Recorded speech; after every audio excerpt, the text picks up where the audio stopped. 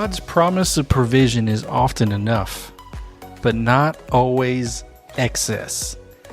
Daily miracles require daily trust, and that sometimes can be harder than just one dramatic miracle moment. Y'all, welcome to Truism. We got George and Manny both here this week, right? Are y'all both there? Yes, sir. Hey, check that out. And we are doing this different because we're recording during the great blizzard of 2026. This won't come out for another week or so, but we're recording when everybody's hunkered down. So, The great blizzard. Yeah, you guys survive. Kids have fun. Obviously, you survived if you're we here. went out with each other. We went outside for a little while. Not too bad. Man. Oh, it only lasted about a minute. Right. Yeah, you couldn't be out there too long. It was cold. It was cold. You should really invest on a jacket that warms up. Like it's got a battery pack in it. It just warms up. It's pretty good. Oh, yeah? Do you got one of those? I have that. Yes, sir. So we are recording this kind of remotely and kind of using a fun new feature here. So anyhow, let's talk about enough is enough. There's those miracles that overflow, and then there's miracles that simply don't run out. They just keep coming. In this episode is going to be about that kind of provision. Not the great big abundance that piles up and spills over. Oh, there's a verse about that in there. But the kind of miracle we started talking about it last episode, me and Manny. It's just not the one that kind of feels, super secure or whatever, but it doesn't fail. It's just there and you can count on it. So let's get started with the off-topic, on-topic question, which is, what is something that y'all hate running out of? One of y'all got to go first. That's a good one. Yeah, something. Let Manny go first. What is something I hate running out of? Oh, man. Honey buns. There you go. I love me some honey buns. It's like a good late night snack. I know it's not good for you, but it's like, it's good. And then when I run out, it's like you're craving it, right? You're craving it. It's like, man, I really want that. And then when you run out, it's like, oh. Oh my goodness! It's January. Is your New Year's resolution wasn't to give up honey buns? I guess, huh? No. No. He's already broke it. Oh yeah, that would have been broken immediately. 12 midnight hits, 12:01 it breaks. Oh, George, how about you? Something you hate running out of? Patience. I hate running out of patience. Ooh. Yeah, see, we can always count on George for a deep answer. We went from honey buns to patience. I cannot stand running out of patience. It happens, doesn't it? It does. It does. Oh my goodness. My. That's a good one. Now I got to think of one, I guess. I just don't want to run out of nothing. Yeah. I always had this weird thing, and I still a little bit am like this, but like I don't want to open a brand new package and I don't want to empty a package. Whether it's, I don't know, whether it's the gallon of milk or the carton of eggs or anything. I don't want to be the last one to use. I don't want to be the one to use the last of something, and I don't really want to be the one to open it. Like it's my house, my food, but that's weird. Oh yeah. I feel the same way. I don't like to do it. It's kind of like a rule not to get the last thing. It's an unspoken rule. It's an unspoken rule. Manny's like, nah, man, I ain't got no problem eating the last of whatever. Oh yeah, no. You know what though? I had to actually do that, and that's because the kids, man, they have we buy them some snacks and whatnot. And if it's down to like the last one, I'd rather be the one to eat it, so that way I don't have to hear them fight one another. So that's how I use that to my advantage. Manny's like, I'll take the sacrifice. I'll eat the last one. I'll eat the last sacrifice I'm willing to make. It's for the kids. I don't want them fighting over it, so Dad gets it. Oh, that's good Yep. stuff. I imagine that could be complicated in your house. I bet that could get real sticky. You know, you got the kids running around. You got to do your thing. Okay. All right. Hey, let's switch into the games segment. All right. Let's play a game called Enough or Else. I'll throw out, I think I've got like 6 scenarios, and y'all just answer enough or panic. Like it ain't no, like you'll say enough if the situation is no big deal, or you'll say panic if it's like, no, we ain't playing that game. Like it's panic time. All right. Y'all got it? Yes, let's do it. Okay. Round number 1. Your phone has 5% battery life left. Oh, automatic panic. I would have to say, yeah. It depends which Well, because one. your phone, well, the phone bar turns red, and so you're like, oh, I gotta go charge it. Where's my charger? You're like 5%. Yeah. No, we do that at 10%. We panic at 10%. That's good stuff. Mhm. All right, $7 left in your checking account. Enough. It's enough. That's real life right I've there. been in far worse situations. Like 7. Oh, yeah. Hey, you said dollars. That's good. You didn't say 7 cents. I'm good. I got enough. I didn't hear a negative in that, so we're good. The Lord will provide. Okay, how about your gas tank? The light comes on in the car, the gas light. That's Ooh, I start to panic. But automatic panic. really? Yeah, you get stranded. Imagine being stranded in weather like this. So both of y'all are like, when do you fill up? Quarter of a tank? Half a tank? 3/4 of a I'm a half a tank? Quarter tank type of guy, yeah. Oh, wow. Yeah, no, I'm a quarter. Really? I'm a wait until I want to see how close to 0 I could get. Oh, he has life on the edge. Dude, man. He lives dangerously. I don't want to stop. No wonder his wife is beating him up all the time. Yeah. The last thing I want, though, is to be that one person that have to push my car in the middle of the road. Well, yeah, knock on wood here. I've never run out of gas, but I have gotten to where my little mileage thing, it says 0 miles to empty, and I still had another mile to go, but I made it. All right, next one. Just one phone charger in the house. Oh, you know what? I think that's enough because everybody in my household owns an iPhone, and I have a Samsung, so that's how I so roll you're around good. here. As long as it's a C, you're good. Yeah, hey, you know what though? With the new versions, they use USB-C now. So yeah, we won't be upgrading for a while. I'd like to think it would be enough, honestly. Oh, okay. So this next one, I think Manny's going to say enough, and I think George may panic, but there's just one slice of pizza left. No. Oh, that's enough. I'm not eating pizza right now. Oh, I'm sorry. There's one. Panic because it depends. If it's just one box, though, share that between the 3 boys and me. No, man, I'm like, oh, just one slice. What's it get? Now, if we're talking sharing, I gotta make that sacrifice. That's not enough for me. Yeah. Where is it individual or is it sharing? Whoa, that just went crazy wonky there. Last one, 3 bars of cell service. Oh, more than enough. More than enough. It's usually like, it's either 5G or 4G or it's nothing, so yeah, for me, that's more than enough. As long as it's connected, it don't matter. We live in the now, city. We're talking 4G, I'm going to panic. I know. If you see roaming, that's when I start to panic. Oh my goodness, roaming. That's roaming. blast I don't from the think past. anybody's old enough to remember roaming minutes. Yeah. Well, all right. Hey, enough sounds good until that's all you get, right?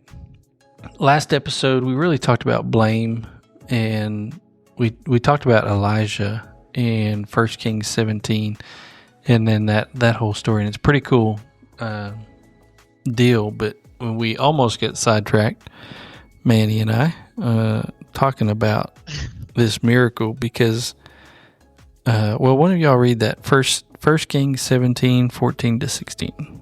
For this is what the Lord, the God of Israel, says. The jar of flour will not be used up, and the jug of oil will not run dry until the day the Lord sends rain on the land. She went away and did as Elijah had told her. So there was food every day for Elijah and for the woman and her family. For the jar of flour was not used up and the jug of oil did not run dry, in keeping with the word of the Lord spoken by Elijah. It says, it will not run dry until the day the Lord sends rain on the land. You know, again, blame Elijah for that drought, but the Lord sends the rain. Anyhow, yeah, there was food every day for Elijah and for the woman and her family. So the thing that really stuck out to me, and man, it just blows my mind, is the barrel didn't fill up. Yeah. Her little jug of oil didn't fill to the brim every day. It just wasn't used up. Just didn't run dry. You know, like there wasn't surplus, but there was he took care of the need, the sustenance, you know, what was actually needed was there. And so the miracle, it wasn't like accumulation. It wasn't this big pile of flour and this great big jar of oil. It was just a continuation that every day she got what she needed. Every day it was there. And so it wasn't in how much she had, but it wasn't that it never ran out. And that just, yeah. Oh man, like we want the abundant miracles, right? I mean, when the disciples, you know, the 5 loaves and two fishes, right? And they gathered up 12 baskets of leftovers. How awesome is that? How cool is that to have the leftovers, you know, and the abundance? Well, she didn't get that. She never ran out either. Right. It was just there every single day. And I think those daily little miracles, they can kind of be easy to undervalue. I mean, just like last episode, the daily miracles she experienced and her gratitude, and how her gratitude kind of covered up her inner fears and questions, you know, when her son died, got sick and died, you know, and she misplaced that blame. But every single meal, there was a fresh trust, there was a fresh obedience, a fresh faith, because every single day, and every single meal, like it was more than once a day, but there wasn't a moment where she could just say, oh man, that's it, we're set. Yeah. So the daily provision created a dependence, you know, and it wasn't comfortable. It wasn't that abundance. It wasn't that. I think, in as far as lacking goes, I think I probably have a hard time putting my mind around what real lack is. But I mean, it was just like God's just saying, enough is enough. I got you. Enough is enough. Every day, enough is enough. Here you go. It's not filling up, but it ain't running out. It's a big thought in my head for me. It's just, you know, enough is enough. There it is. Yeah, I mean, it's almost as if she got content, you know, complacent, and just kind of like expecting it every day. Oh yeah, like, you know, that's the other thing. I guess that's the danger of enough is enough, is the entitlement or the expectation, which God honors expectation, right? I mean, what we expect Him to do, you know. I guess there's a different tone to the expectation versus entitlement or whatever, but yeah. And then another place this made me think about with enough is enough is the manna in the wilderness. Exodus 16. And when the children of Israel saw it, they said one to another, "It is manna," for they wist not what it was. And Moses said unto them, "This is the bread which the Lord hath given to eat. This is the thing which the Lord hath commanded. Gather of it every man according to his eating, an omer for every man according to the number of your persons. Take ye every man for them which are in his tents." And the children of Israel did so, and gathered some more, some less. And when they did knead it with an omer, He that gathered much had nothing over, and he that gathered little had no lack. They gathered every man according to his eating. No lack. Yeah. He that gathered much had nothing over, and he that gathered little had no lack. Every day they had to gather. And only what they needed that day. Like, again, it wasn't abundance. It was, give us this day our daily bread, like literally. You know? And God isn't limited. Like, he could have, bam, here's 40 years worth of manna for you. Yeah. All at once. That never rotted. That would have been nice. Yeah. Yeah. But instead, he was really training them on daily trust. And if they hoarded it, it rotted. We didn't really read that, did we? But, you know, those next verses, 19 to 21, I think we'll get, I guess we'll read that in a minute. But, you know, that hoarding it was about fear and not faith. So, yeah, go ahead and do the 19 through 21. That's next there. Moses said, yeah. Yeah. And Moses said, let no man leave of it till the morning. Notwithstanding, they hearkened not unto Moses. But some of them left of it until the morning, and it bred worms, and it stank. Oh, man. And Moses was wroth with them. And they gathered it every morning, every man according to his eating. And when the sun waxed hot, it melted. And this isn't the miracle failing, but their trust failed when they tried to keep extra. And God was training them. Like, again, it was that driving the point home, especially considering their lack of faith, right, in his ability to bring them into the promised land. Because they spent, you know, all this time grumbling, and then the spies and the bad reports and all that this whole time is marked with their doubt. And so he's like, enough is enough. Enough is enough. Every day, gather up a bowl of manna, and it's enough for the day. Not extra, not less. It's enough for what you need.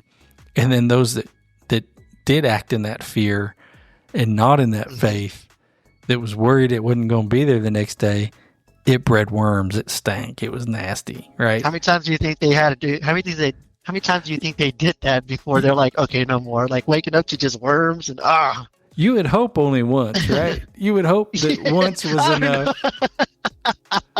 But I bet not. Yeah. I bet not. Oh, man. Yeah. I bet. But sometimes enough can just feel frustrating, doesn't it? Oh, yeah. Yeah. You know, when you get enough to just pay the bills, you know, it just gets you through the day. It just keeps you breathing, keeps you going. But it doesn't make you feel secure or erase tomorrow's questions like the widow or the people of Israel, right, as they're wandering around the wilderness. It doesn't satisfy, especially us, I think, satisfy our desire for control, right? We want to know that we know that we know that we know that there's enough. Enough keeps us alive, and an excess makes us feel safe, but enough is enough. Enough is enough. Enough is enough. There's George. Enough is enough. And I think last episode we threw in a little disclaimer, kind of clarifying what we were saying about blame. And I want to do that here too a little bit, because you could, when you say enough is enough, in like that barrel it never filled up. You only got what you needed in the manna. You only get what you need.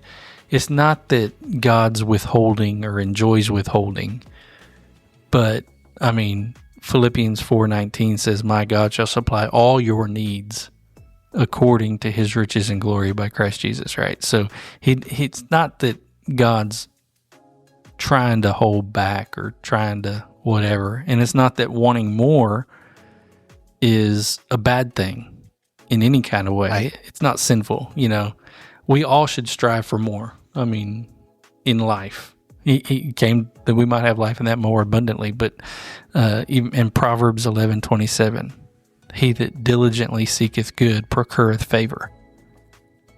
And so wanting more isn't bad, but sometimes enough is enough. God's not... Enough is enough. Yeah, enough is enough. And faith doesn't mean that you're okay with lack or pretending Right. that you're fine with it, which that verse in 3 John. It says in 3 John 1 and 2, Yeah. which is, beloved, I wish above all things that thou mayest prosper and be in health, even as thy soul prospereth. Yeah. Yeah. Prosper and be in health, even as thy soul prospers. So we're not saying like lack is good or anything like that, but enough is enough. I mean, that's really just what I'm saying.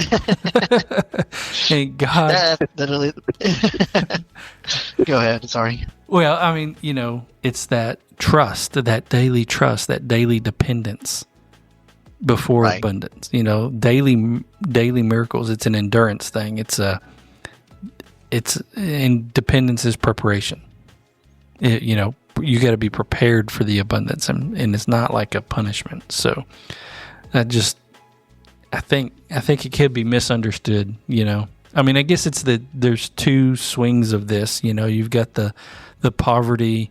You're not a good Christian unless you're Mother Teresa out in India somewhere helping people. And then you've got the other swing, you're not a good Christian unless you send Joel Osteen $25 a month. I mean, the prosperity. Yeah. The prosperity group. Shouldn't name names. I don't know. That might be probably got a trademark on the name or something. I don't know. But yeah, it's that enough is enough. Enough is enough. It's not one end or the other. I think next episode we'll talk about this widow's barrel that never filled. There was another widow who did get that abundance. And this manna that fell every day, but it didn't. The children of Israel are not still now going out there and gathering up a bowl of manna. If you're Jewish, you're not going out in your front yard every morning and picking up a bowl of manna now. So it doesn't rain forever, So I think the next episode we'll look at how sometimes God gives enough and sometimes He's preparing us for more, and how much room we make for that more really matters. Now, enough may not be the final chapter, but for this episode, y'all, enough is enough. Amen.